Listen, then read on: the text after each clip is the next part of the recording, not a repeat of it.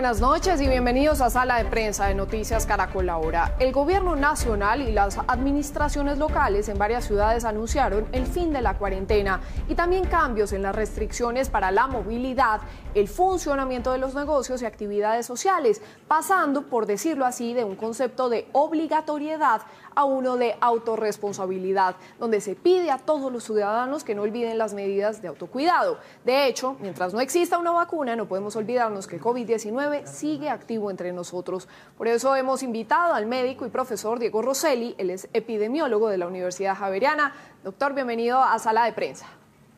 Hola Juanita, muchas gracias por invitarme y por valorar mis opiniones. Aquí estoy dispuesto. Claro que sí, profesor. Muchas gracias a usted por su tiempo. Según el comportamiento de la pandemia en el país, ¿cree que es el momento prudente para realizar las aperturas que se han planteado en distintas ciudades, sobre todo las principales, Bogotá, Medellín, y esta nueva normalidad que ha anunciado el gobierno? Bueno, esa respuesta dependería de diferentes variables. Desde la perspectiva de la infección, tal vez no es el momento más oportuno, pero hay que tener presente que ya llevamos una cuarentena muy larga y el desgaste social ha sido enorme, la economía necesita algo de reactivación y más que fin de la cuarentena, lo que hay que verlo, y de hecho usted lo mencionó en sus palabras iniciales, como una delegación de la responsabilidad en todas las personas.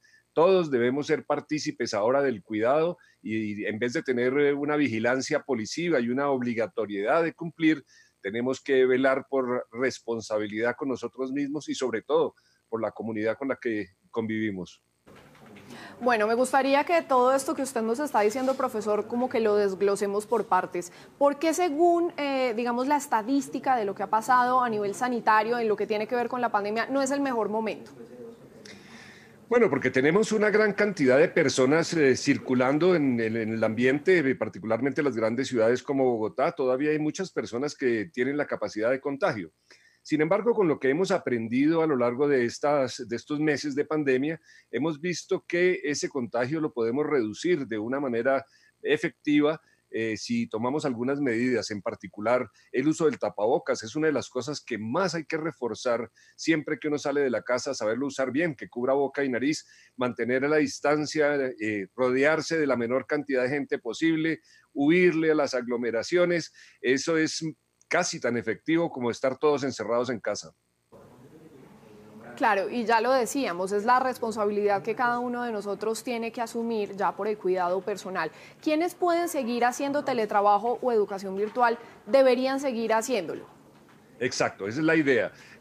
Todas las escuelas, universidades, como es el caso mío, los profesores que tenemos esta posibilidad de trabajar desde la casa, lo seguiremos haciendo y eso es parte de la responsabilidad que debemos tener, pero hay que reconocer que esa no es una capacidad para todo el mundo, no solamente en el mundo académico y escolar, no todos los hogares tienen computadores y además desde los jóvenes y los niños la vida social es también fundamental, así que hay que buscar alternativas para que nos vayamos alternando en el espacio, en los espacios, para de esa manera tratar de ir conteniendo la enfermedad y lograr que las tasas de crecimiento y el número de casos diarios vaya en descenso en lo que nos queda de este año.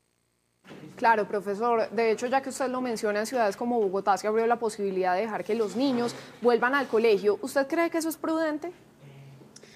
Bueno, como todo es un riesgo, ¿no? Yo creo que lo deben sopesar los establecimientos educativos, los padres de familia también, porque habrá padres que necesitan producir económicamente y tener niños encerrados es grave por su salud mental, me refiero a la de los niños y la de los padres también. Así que deben considerar cuál es el riesgo de, por ejemplo, la distancia que deben recorrer los niños al colegio. Los colegios tienen que adoptar una serie de protocolos que vamos a ver si lo cumplen, porque es complicado que tengan todas esas verificaciones para evitar el contagio, como va a ser la distancia, por ejemplo, espaciar los recreos, que no coincidan todos los niños. También el riesgo de los profesores es algo que se debe tener en cuenta. Como todo, tiene que hacerse un balance individualmente, y me refiero a cada padre de familia, cada persona, y colectivamente cada establecimiento educativo. Por cada localidad también depende si las escuelas rurales, por ejemplo, van a tener mucho menos problema que una ubicada en el centro de uno de los focos infecciosos de Bogotá. Así que la respuesta no es tan fácil como sí o no. Los niños no pueden quedarse 2 años sin colegio y esta epidemia va para largo, así que hay que buscar alternativas para eso. Sin duda, y esa es parte de la gradualidad y de lo que tenemos que ir viendo en cada una de las ciudades. Profesor, también se autorizó la apertura de negocios como restaurantes. En esos lugares, ¿qué recomendaciones debemos seguir? Sobre todo cuando son recintos pequeños donde se permite más o menos un 25% de aforo, pero también se ha planteado la posibilidad de que sean restaurantes, digamos, a cielo abierto, al aire libre. ¿Cuáles son esas recomendaciones? Pues la principal sería, y no es posible en todos los casos, disponer de mesas afuera, en la calle o en espacios abiertos, en donde haya circulación del aire. Y si es adentro, de todas maneras, conservando unos espacios prudentes, siguiendo unos protocolos que también se han establecido, y hay protocolos para todo, y mejorando la circulación del aire, haciendo que no recircule el mismo aire, es otra de las características que deben tener los lugares. Sin embargo, lo que se ha visto en muchos países es que de todas maneras la gente disminuye su asistencia a los sitios como los restaurantes, por ejemplo, particularmente si no le ofrecen algún grado de garantía.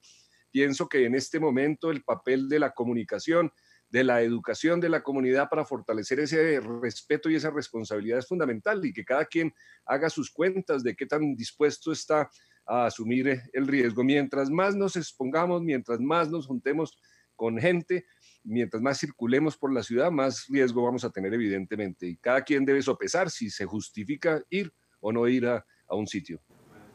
Claro, y sin duda esa es la premisa que desde que comenzó toda esta pandemia por el COVID-19 se ha tratado de repetir y repetir y repetir. Profesor, también se autorizó la apertura de parques públicos para practicar deportes individuales, pero lo que hemos visto en los últimos meses es que en esas prácticas a muchos como que se les está olvidando que deben llevar bien puesto el tapabocas. ¿Por qué es importante conservarlo bien puesto? Yo sé que genera mucho calor, que la gente se lo tiende a bajar acá y dirá, no, pero es que yo estoy solo, no estoy cerca a nadie. ¿Por qué lo hacen?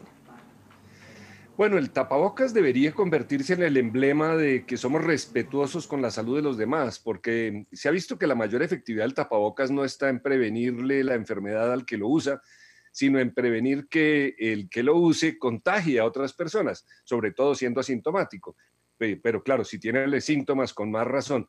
Así que por eso es que el tapabocas debe enfatizarse en todos los entornos, y los deportes en los que hay mucha proximidad de las personas. Esto cada vez que se abrazan después de un gol los del Bayern, eso preocupa, porque esas son posibilidades de contagiarse entre ellos. Y a pesar de que sean jóvenes y que el riesgo sea bajo para ellos, hay que recordar que primero sirven de vectores para mantener la epidemia viva, y sobre todo de contagiárselas a otras personas que podrían tener un riesgo mayor, los adultos mayores o las personas con comorbilidades. Ese es un punto muy importante. Profesor, a lo largo de esta conversación, usted ya lo había mencionado, cada quien sabe qué tanto puede correr o no un riesgo en medio de esta pandemia. Pero de acuerdo con lo visto en otros países, es probable un rebrote en Colombia, y esto se lo pregunto porque, digamos, estábamos en un aislamiento obligatorio, en donde igual muchísima gente lo incumplía, y ahora que ya hace parte, digamos, de nuestra propia responsabilidad, ¿usted qué cree que pueda pasar? Bueno, eso va a ser difícil de prever, porque sí es cierto, nosotros una cuarentena rígida nunca tuvimos, una verdadera cuarentena como la que implantaron allá en China en su momento. Eso aquí nunca se vio. Hubo tantas excepciones que el que fuera suficientemente indisciplinado podía encontrar alguna que justificara estar en la calle. Así que ahora lo que va a ser importante va a ser el control social, digamos, el papel que los padres y los educadores y los comunicadores hagamos con la comunidad. Va a ser fundamental. Vamos a ver qué ocurre, porque de todas maneras algo de actividad policiva se va a requerir. Es claro que las fiestas, por ejemplo, las discotecas, la gente bailando, inclusive el escándalo y la conmoción que ha habido alrededor de los templos. Es importantísimo recordar que lo que más favorece el contagio es hablar, cantar o gritar, y esas cosas pues se deben evitar en todo entorno. Por eso la disciplina de la gente calladita en el Transmilenio, por ejemplo, va a ser también fundamental. Tenemos que ejercer control sobre todas aquellas personas sobre las que tenemos alguna capacidad de convicción, para que vean la responsabilidad del momento histórico que estamos atravesando. Profesor, leyendo un poco sobre la comunidad científica que ha hablado un poco también de estas aperturas, decían que la única manera sostenible de poderlas mantener era con pedagogía de la prevención, también evitando ambientes de riesgo al máximo, como ya lo hemos mencionado a lo largo de esta conversación, es decir, promover actividades de bajo riesgo, pero hay un punto que me llama la atención y es que ellos hablan de un sistema funcional de rastreo y aislamiento de casos y contactos desde que se es sospechoso. Es decir, ahora ¿es más importante rastrear los casos sospechosos que las mismas pruebas de COVID-19 o cómo es lo que se está planteando? No, es que las cosas van juntas. Tenemos que hacer dos cosas fundamentales desde la perspectiva ya del sistema de salud o del gobierno, los gobiernos locales y departamentales y el nacional. Y es, primero, tratar de identificar lo más tempranamente a las personas enfermas, a los que tienen el COVID activo, pues para lograr aislarlos a ellos, buscar sus contactos y hacer el aislamiento de los contactos también. Ahí es donde también interviene la disciplina, porque si alguna persona que se relaciona mucho conmigo le diagnostican la enfermedad, así yo esté asintomático, también me voy a tener que guardar. Eso es lo que hay que hacer y es lo que han hecho los países exitosos en el tratamiento y en el descenso de esta curva para lograr controlar la enfermedad. Es el ejemplo de los países asiáticos, principalmente, que han logrado hacerlo muy bien. De otro lado, tenemos ejemplos tristes. España, por ejemplo, está viendo un recrudecimiento de sus casos. Básicamente, se explica porque la disciplina se relajó. Esto de decir es el fin de la cuarentena, cuidado, hasta el lenguaje debemos ser cuidadosos, es un traslado de la cuarentena obligatoria a un aislamiento que debemos ir ejerciendo cada uno por su propia responsabilidad. Y eso es lo que tenemos que ver cómo se comporta Colombia. Es interesante que hemos ascendido hacia el pico de una manera gradual, de una manera muy matemática, incluso muy predecible. El descenso va a ser mucho más complicado. Lo que hay que recordar es que, y aquí nuevamente las matemáticas influyen, la probabilidad de que uno le dé la enfermedad depende de una serie de variables que incluyen, claro, contactarse con alguien que la tenga, y mientras más personas se contacten con uno, más riesgo tiene uno de adquirir la enfermedad. Y ese riesgo aumenta con la cercanía a esa otra persona, con el tiempo que esté cerca de esa persona, con el uso de tapabocas de ambos, de esa persona contagiante y del que tiene el potencial de contagiarse. Así que uno debe tratar de jugar con esos números para minimizar la posibilidad de contagio, tanto por usted como por los que están con usted. Si nosotros bloqueáramos totalmente esa cadena, podríamos controlar la enfermedad, pero sabemos que eso no va a ser posible, porque incluso muchas personas no tienen la posibilidad de mantenerse aislados de todos los demás, por ejemplo, y van a seguir contagiándose, pase lo que pase. Qué importante esto y qué reto tan inmenso el que se nos está presentando en este momento, profesor. Sin dudas, como usted lo dice, y también me parece importante eso de la forma en la que se transmiten los mensajes, la importancia del lenguaje y más en este momento, en este punto de la pandemia. Finalmente, ya para ir terminando esta conversación, profesor, unas recomendaciones, sabemos que las repetimos mucho, pero terminemos también recordando los puntos clave para el autocuidado. Sí. Hay que recordar que este virus entra principalmente por las vías aéreas, por la nariz o al respirar por la boca o al tocarnos los ojos o la boca también. Esos son los mecanismos de entrada. Por eso el lavado de manos, que veo que mucha gente ya se ha descuidado, nos las lavábamos muy seguido al principio de la pandemia, pero ya se fue pasando la costumbre, eso sigue siendo importante. El tapabocas es una cosa que ha cambiado porque al principio se creía que era poco efectivo, inclusive no se recomendaba. Hoy se sabe que es quizás lo más importante que podemos hacer en nuestra actitud responsable hacia los demás, es usar el tapabocas y saberlo usar apropiadamente. Y nuevamente, recordar que mientras más distantes físicamente, no necesariamente tiene que ser emocionalmente, mientras más distantes estemos de los demás, mientras menos personas se codeen con nosotros en el día a día, mientras menos nos desplacemos por el mundo, menos posibilidades tenemos de contagiarnos a nosotros y de propagar la enfermedad en todos los demás. Profesor Diego Rosselli, epidemiólogo de la Universidad Javeriana, y la importancia que hoy más que nunca nos sigamos cuidando y evitemos, por ejemplo, lo que ha pasado en países como España, donde los casos se han vuelto a multiplicar. Muchas gracias por su tiempo, profesor. Bueno, Juanita, gracias a ustedes.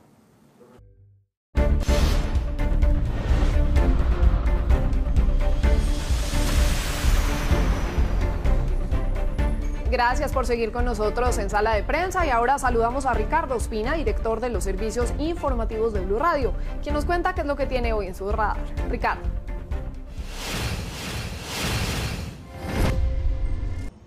Hola, muy buenas noches. Hoy entra en el radar aquí en Sala de Prensa de Noticias Caracol Ahora el caso que se adelanta ante la Corte Suprema de Justicia contra el expresidente Álvaro Uribe, que tiene 3 aristas interesantes. Las 2 primeras tienen que ver directamente con Uribe. Una en el caso por supuesto soborno y fraude procesal, la otra en el marco de la indagación preliminar que se adelanta en su contra por presunta omisión en la masacre de El Aro y La Granja cuando fue gobernador del departamento de Antioquia, y la tercera está relacionada con el senador Iván Cepeda, que en este caso ha sido el denunciante y la víctima de los supuestos carteles de falsos testigos, según dice la Corte Suprema de Justicia. Comenzamos hablando de la primera determinación, que es un concepto que envió la Procuraduría General de la Nación ante la Sala de Instrucción de la Corte Suprema, que está a 48 horas de sentarse de nuevo a determinar si envía el expediente contra el expresidente Álvaro Uribe por 2 delitos, por soborno y fraude procesal, a la Fiscalía o si mantiene la competencia sobre el mismo. La Procuraduría, ¿qué dijo hoy? La Procuraduría dijo que la Corte ya no es competente y que tiene que enviarlo, en su opinión, a la Fiscalía, porque Álvaro Uribe, al renunciar a su curul de senador, ya no tiene fuero y por lo tanto la Corte Suprema pierde competencia para adelantar esta investigación. Entonces, según la Procuraduría, el caso debe ir ante un fiscal, quien debe ir ante jueces y determinar si lo acusa o no formalmente por esos delitos, vinculados supuestamente con el montaje de testigos contra el senador Iván Cepeda. La otra noticia que tiene que ver con el expresidente Álvaro Uribe está relacionada con una indagación preliminar de un caso muy viejo que viene adelantándose, que había sido archivado o se había dictado un auto inhibitorio durante la Fiscalía de Alfonso Gómez Méndez, pero que revivió justamente durante la Fiscalía de Eduardo Montealegre, quien hoy reapareció y en un escrito de 93 páginas le pidió al magistrado César Augusto Reyes de la Corte Suprema que investigue por crímenes de lesa humanidad al expresidente Álvaro Uribe, porque considera que pudo haber sido responsable por omisión de las masacres de El Aro y La Granja en Ituango, en el departamento de Antioquia, y del asesinato del defensor de derechos humanos Jesús María Valle Jaramillo, quien le advirtió al expresidente Uribe sobre la inminencia de la masacre. Según la justificación de Montealegre, Uribe no cumplió su deber de garante y podría haber cometido delitos por omisión dentro de esta matanza que le cobró la vida a más de 15 personas a manos de las autodefensas cuando Álvaro Uribe era gobernador del departamento de Antioquia. El último caso y la noticia tiene que ver con la ratificación por parte de la Procuraduría del archivo de la investigación disciplinaria contra el senador Iván Cepeda por supuesta manipulación de testigos, algo en lo que ha insistido permanentemente la defensa del expresidente Álvaro Uribe, pero que no ha tenido eco en la justicia. Gracias, Ricardo. Hasta aquí, Sala de Prensa de Noticias Caracol Ahora. Los dejamos con signo. Besos. Buenas noches y gracias por su compañía.